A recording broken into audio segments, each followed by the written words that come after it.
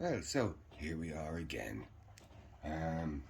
Videos that will get me killed, probably, or some shit. Because, well, I mean, they're starving me to death anyway, so what's the point? So, corrupt solicitors. Um, since I've just left Niall O'Connor's on Mead Street, and they've basically told me that they won't move with any expediency. They're not going to do anything regarding the guards using a false instrument in court and committing perjury, and basically stealing my passport. Um, I'm now back as a lay litigant because it's better to be a lay litigant than have solicitors who are actively willing to see you starve to death. And that brings me to the other solicitors. There you have Michael Hanaho of M.E. Hanaho. Probably the whole firm. But Michael Hanaho is notoriously corrupt, at least from my experience. He colludes with guards. He will work to prejudice cases. He will refuse basic instruction that would help you, such as requesting CCTV. He's negligent. I'm sure Michael Hanaho can try and argue that he's either criminally incompetent or criminally negligent, or he's corrupt. You may remember Michael Hanaho from representing John Killigan. I'm sure there's lots of questions an average or normal functioning state would have to ask there. Then there's Richard Young of Sheehan Partners. Sheehan and Partners, or Sheehan and Co. They're on Francis Street. Richard Young also has to argue whether he's criminally incompetent and criminally negligent to the detriment of his clients within the Legal Services Regulatory Act, or whether or not he's just corrupt because he allowed a prejudiced, flawed, bad faith, malicious prosecution to go forward from the district court, where the basic paperwork didn't even match. But Richard Young did make it clear that he was doing a favour for Michael Hanaho by standing with Robert Purcell and Daniel Hanaho rather than speak to me before that court date, have a little giggle, which is why I sacked Richard Young, then hired him again, and then sacked him again, so he knew exactly why he was sacked. Because he's maybe he's both. Maybe he's corrupt and criminally incompetent and criminally negligent. But that's Richard Young of Sheehan Partners. And since his firm know about it, you can only guess what it says about the firm. Then you have Donald Quigley, who allows perjury against his clients. Talks about wanting cases to run 2 to 3 years when he could move them forward rather quickly if they're damaging his client's health. So Donald Quigley's also a quagmire. Now, here's the other thing you have to remember. If you speak out about solicitors, and they know you've filed complaints against them with the LSRA, which is really quite ineffectual, and I've filed complaints at the LSRA against a number of these solicitors, and a couple of barristers. The LSRA is in itself amazing, because one of the barristers that I filed a complaint against asked the LSRA to strike a complaint because I wasn't a real person.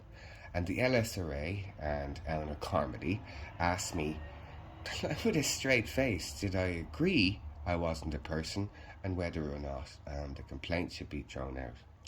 To the Peter Redmond in the comments, if everybody is against you, maybe it's you that's the problem and you should seek help.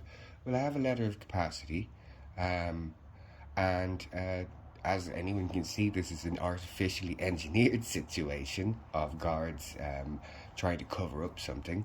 I don't really need a day in court, since I already spent 10 months fighting a 4E dismissal, and all of this is already covered in court records as part of the 4E dismissal court transcripts, which I also have and I can make available online in short order. So if the guards could please come up with something different than trying to rerun a case they lost in comments, act like I'm hiding something when I'm not, it would be really, really helpful, because it's Jesus, if you're really at that level of the bottom of the barrel, it's fucking depressing. I'm sorry your colleagues got themselves in trouble by taking a completely fabricated case, and I'm sorry that Brian Gillen convinced so many of you that it would, just a few more people lying, and I'll get it over the line. I'm sorry that happened, but yeah, this is exactly what the state of affairs is. This is Irish law. This is Irish criminal defence. Guards will rerun something until they get an answer that we like, and destroy you. And the legal profession, if you speak up about how in it is, or members of it are with the guards, well, they'll do nothing.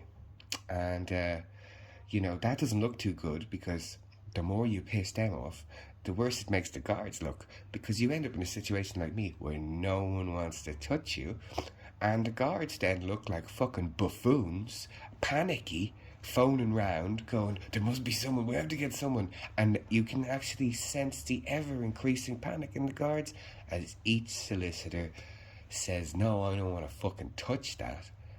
That person, talks back.